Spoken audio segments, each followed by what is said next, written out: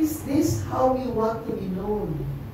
Marami tayong volunteers. Sa kami na maraming volunteers. Lahat ng kandidato na tinulungan natin, maraming volunteers. Nagpapasalamat ko sa lahat ng mga volunteers, sa lahat ng mga tumulong, nag-organisa para ikampanya yung kandidato. That's part of the process.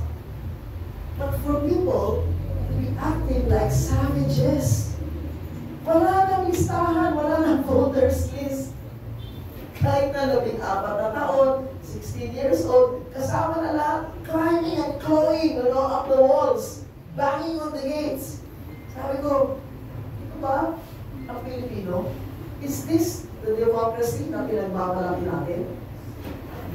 Nabanggit nila ni attorney, may kandidato na sinabi, bumoto kayo yan, naku, pro-China yan, ubusin tayo ng China, lalamunin tayo ng China. Sino nilamon? Diba? Ito, hindi mo pwede. Kaya yung bagay na ito. And therefore ask you and Atty. Mukhang you have disappointed. You're disappointed. No? So certain things disappoint us. Certain things disappoint us. But overall, we cannot be disappointed and disgruntled and atras na lang tayo. Huwag na lang tayo sumali. Hindi pwedeng ganun. Kailangan sumali nga tayo. But we learn lessons along the way. So, Atty. you plan to protest at 16 million overvotes? Number two, do you plan to run again for senator? Well, as far as the 16.8 overvotes, hindi naman kailangan na mag-file ng election protest. Kasi iba yung process niya. Natapos na yung proclamation. So, wala nang jurisdiction ng COMELEC to decide on as to whether you were able to get enough number of votes. You have to go to the Senate Electoral Tribunal. That would be very expensive. You're talking of your question 16.8. It will be expensive. Oh my God. Kung 1 peso per voter yun, 16.8. Eh, wala nga akong ginastos sa elections. Mga volunteers lahat yan na sumama sa akin, di ba? So, I don't intend, but I am just calling the attention of the public because under the Constitution, we have the right to information on matters of public concern. Di ba? Alam din dyan sa Bill of Rights natin, it's the right of every individual Filipino to know the real information on matters of public concern. And this is a matter of public concern. Bakit nagkaroon ng 16.8 million overvotes? Gusto ko lang pakinggan ano ang explanation ng public. So yun lang yung aking panawagan sa public. Am I going to run in the 28 elections? Alam nyo, nag-umpisa lang akong mangampanya, Marso na eh.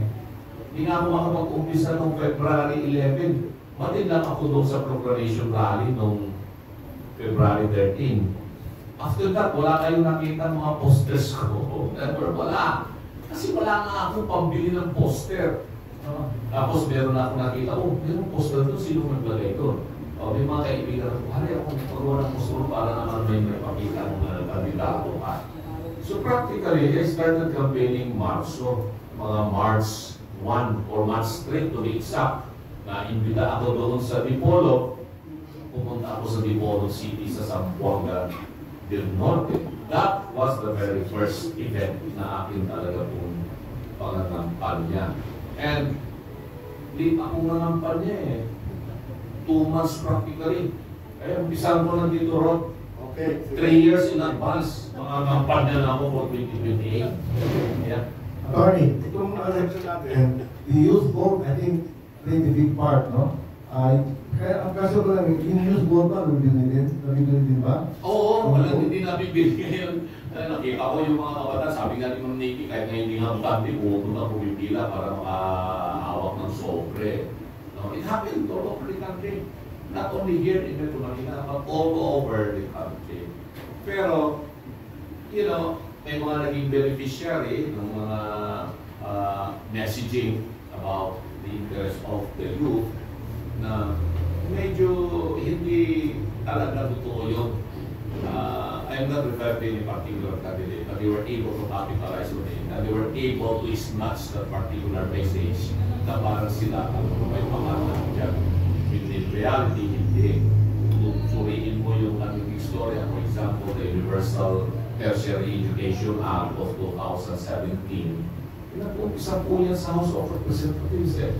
Dahil lahat ng appropriation measures, sabi ni Madam Nikki, ang ipugusuma sila ng Senador siya, that all bills that has appropriation funds requirements must originate in the House of Representatives. Of course, the Senate can also discuss it while the matter is being discussed in the House of Representatives, but the Senate cannot approve that particular bill unless the House of Representatives approve first. Kasi yun sa Constitution natin eh. And, you know, there must be many things. Kung hindi yan priority na nakaupong presidente, sitting president will not give priority to a bill that would require massive amount of funds to disperse and to finance that particular program, it will never be approved. And in our party, the PDP Laban Party, of which I belong to, si PRRD sinabi niya that would be one of our legacies, yung universal tertiary education. Nagkaroon ng free tertiary education because of Digong, of Tatay Digong.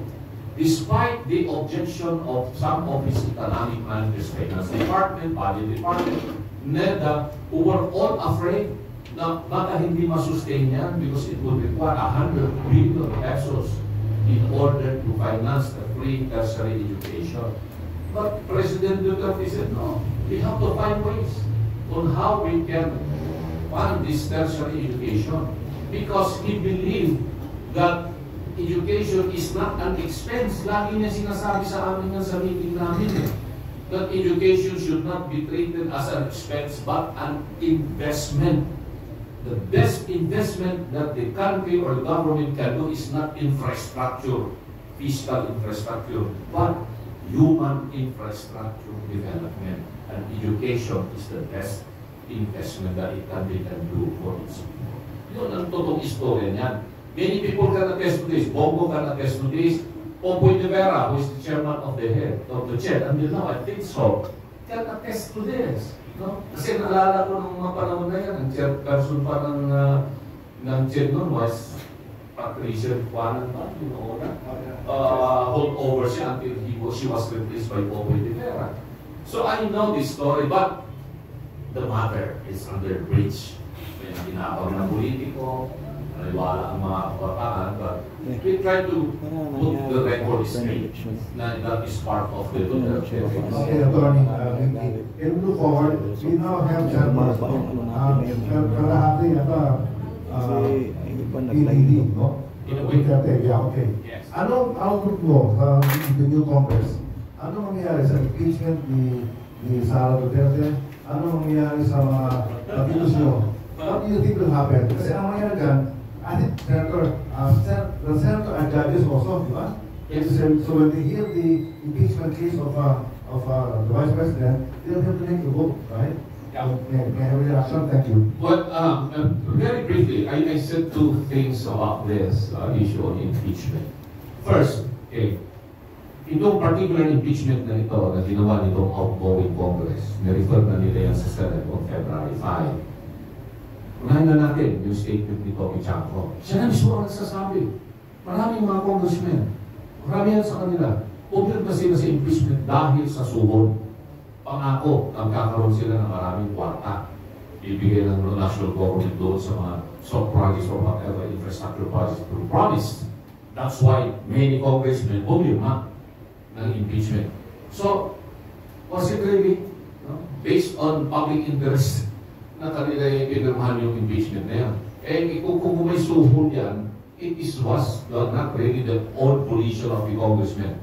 So, tainted, fruit of poisonous tree yan, impeachment na yan. Now, kaya nga ako nananawagan sa mga outgoing senators. Anyway, you're going to hold session June 2. You can transform the Senate into an impeachment court. So be it, you can do that.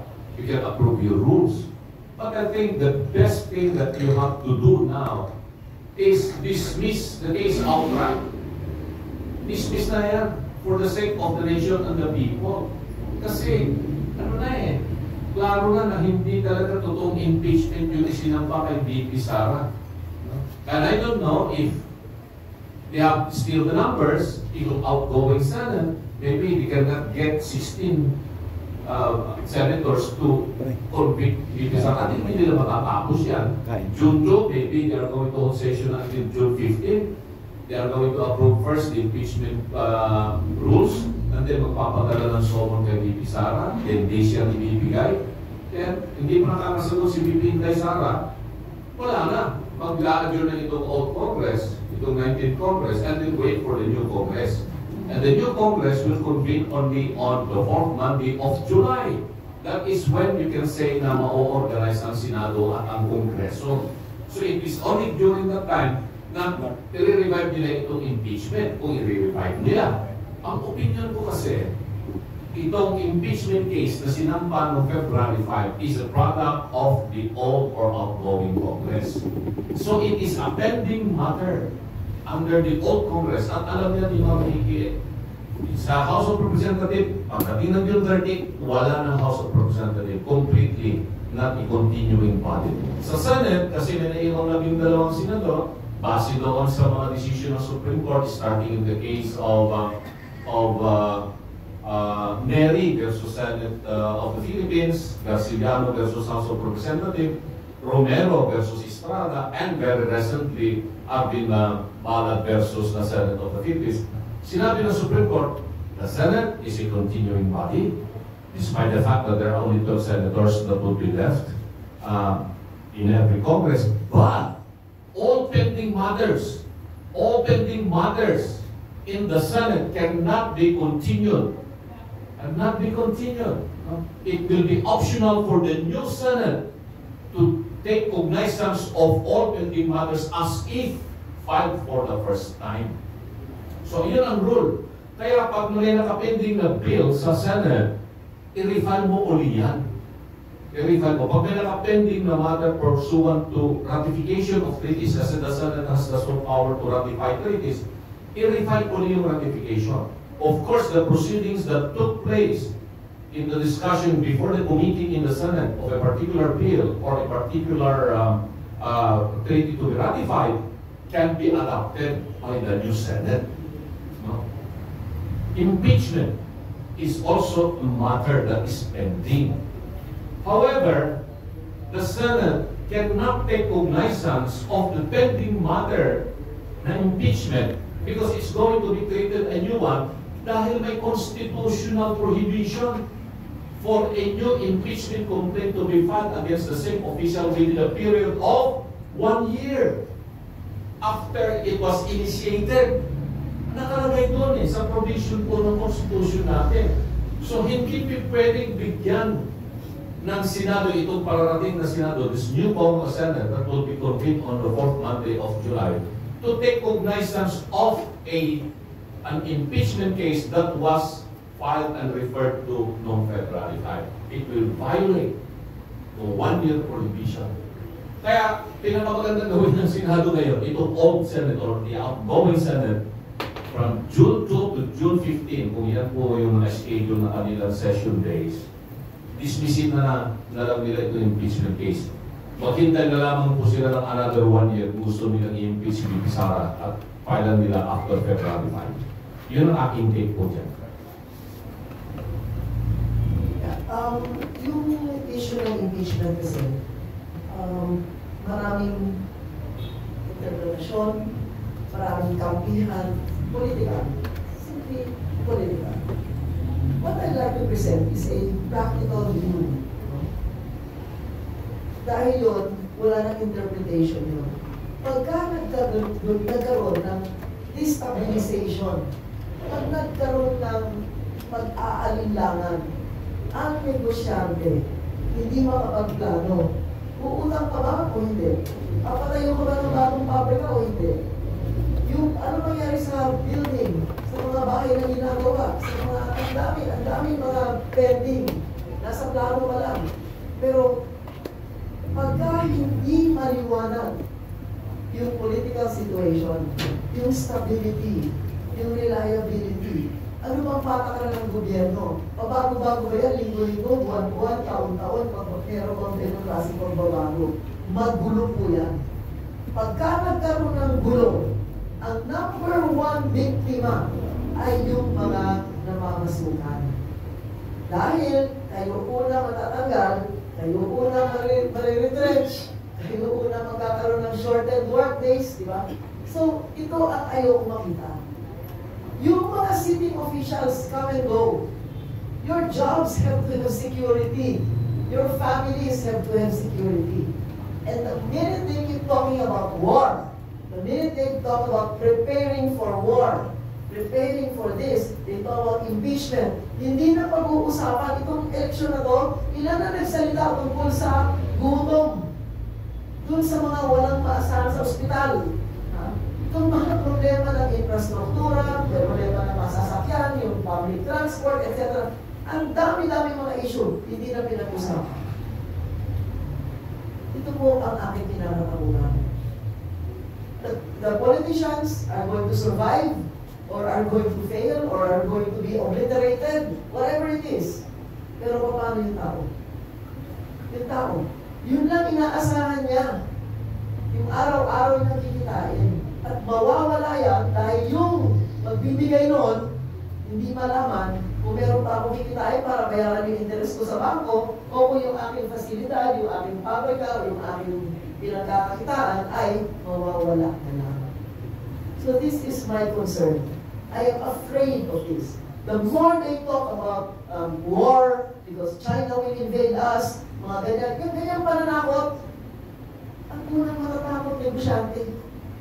Ang unang matatakot negosyante. Those who have something to lose. And those who have something to lose can afford to lose it. But we cannot afford as a people, you know, to just keep quiet and just accept and just pray. Hindi yung mangyayari yan. Yung gusto natin hindi mangyayari. We have to ensure stability, peace, in order to attain development, in order to attain hope, para meron na lang tayong pag-asa. Dahil pag hirap yung nag-uusapan, we see only one thing: distraction. Total distraction, total annihilation. So all those that are, you know, warmongers and war freaks, no, tigilan niyan. Dahil ang kinabukasan ng taong bayan nakasalalay dyan sa mga inusalita. Thank you. Attorney, let's talk about the Philippine-China relationship, especially with America. Ano ang impact ni Trump sa ating relation with China? How will it affect the economy?